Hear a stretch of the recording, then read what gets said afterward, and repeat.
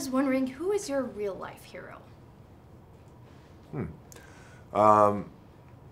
Probably just the people around me. I would say that the people around me who love me and who support me. I mean, they are, and when I say they're my heroes, it's, you know, there's a. They're the ones who allow me to be stripped away, and you know, I could come home and just throw my feet up and kind of be DJ. So those are all my heroes. Yeah. And how important was it to pay homage and respect to the military for this movie? It was very important. You know, I have a lot of. I've got a lot of love for our men and women of the military. So even in our version, a big commercialized version like this, it's Hollywood. There are two parts to G.I. Joe which make it very, I think, intriguing. Is we have boots on the ground, men and women who serve and protect. And then we have ninjas, amazing ninjas. All right, so it's very cool over here, and we have both worlds that kind of infused together. So I think when you are representing a brand that is G.I. Joe, and G.I. Joe was the very first action figure ever made, representing our men and women of our military.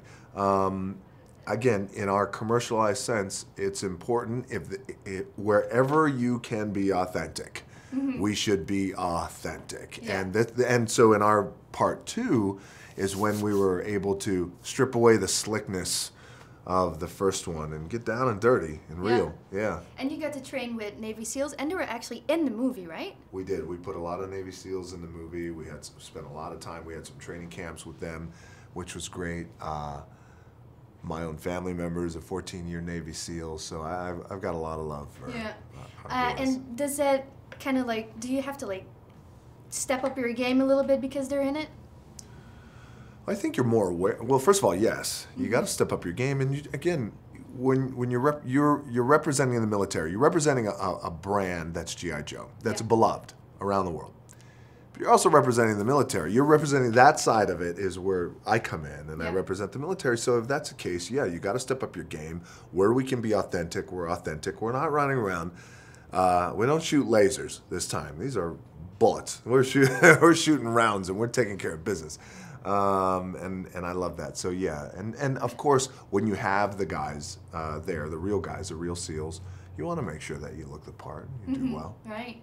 It's like your character Roadblock says, he said the world ain't saving itself. And that's all what G.I. Joe is all about, right? How do you kind of like get into that G.I. Joe mode? Well, I come to work every day, and we spend a lot of time with the director, spend a lot of time with the actors. We all spend a lot of time together to make sure that we are getting into that mode. And not only that, but then I think it's the understanding of there is a mythology to respect, pay homage to, and uphold. And I think when you work out of that foundation, well, what's a mythology? Well, the mythology is these are men and women. We're representing our military. Yeah. Okay. Well, so I mean, if that doesn't jolt you, you know, on the inside as an actor, like to bring it, then you got a problem. Yeah, right. Great. It was very nice meeting you. Good meeting you too.